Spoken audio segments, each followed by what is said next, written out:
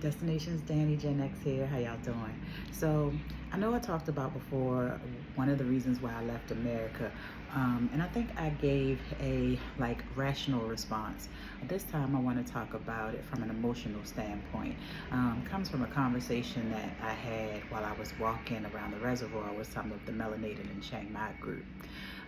So imagine growing up in a society where you've been told over and over and over again that your beauty or your skin color is not acceptable.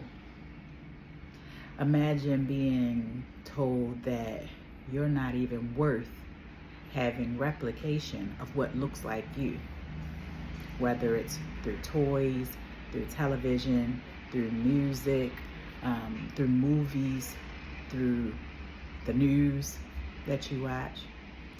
Imagine as you're growing up through this stage or through all of these things, you're then being told by family members maybe or friends, you're too fast, you're too grown,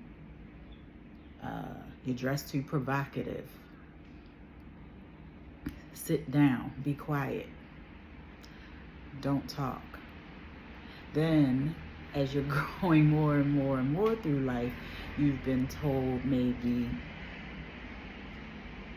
you're too fat, you're too dark, you're too light, you're too old. Then you're told later on, not only are you too old as a woman, you're also being told that you don't have any value as an older woman. On top of that, you're trying to survive out here in these streets. You are trying to take care of yourself. If you have family, you're trying to take care of family. If you have kids, you may be taking care of the kids in a relationship or single. You may be taking care of the kids with or without family or friend help. And you're still carrying around all of these ideals that you grew up with, saying another color is better than yours, another hair color is better than yours, another skin color is better than yours, a body type is better than yours, being youthful is better than your current age. And then on top of that, and you're getting that from a culture that doesn't look like you, right? But then on top of that, you're being fed within your own culture the same things by the person that you want to be called the mate of. You know what I mean? You're too old, you're too big, you're too black, your hair is not straight enough, your eyes aren't light enough, whatever label that they want to put on us. And then we're just indulging in it all on social media. Like I said from the beginning of this, you hear these things from television to family to friends to strangers from different races. Now you've gone to the point of your life where you're also seeing it online and you're hearing it online and you're taking in so much negativity being a black woman in America. And then you decide to move out because you're so tired of being in survival mode. I have to survive to take care of my family. I have to survive to take care of myself. I have to eat more so that I can gain weight, to be more curvaceous. I have to eat less so I can be less curvaceous. I have to stay out of the sun so I can be lighter. I have to add hair to my hair because it's not straight enough. I have to appear younger than what I am. I also have to be docile and quiet and sit down and shut up. All of those things add to a life that looks like unhappy, that looks like overwork, that looks like taking substances to the max, that looks like overeating, that looks like dysfunctional relationships, whether they're family, friends, or romantic. All of that looks like anxiety and depression, especially when you're continuously watching it on social media and the news. And imagine being told in 1973 when you were born that Malcolm had a dream. And here it is in 2025, and we're closer to what was happening in 1973. The level of exhaustion, the level of living in survival mode shows from head to toe. This was the real reason that I was like, enough is enough. How much longer do I have to live in this sick environment that tells me I'm too old, I'm too big, I'm too black, I need to sit down, I need to shut up, I need to act this way and be this way. Oh, and while I'm doing it, I need to do it alone because I'm not valued because of me being older or bigger or blacker.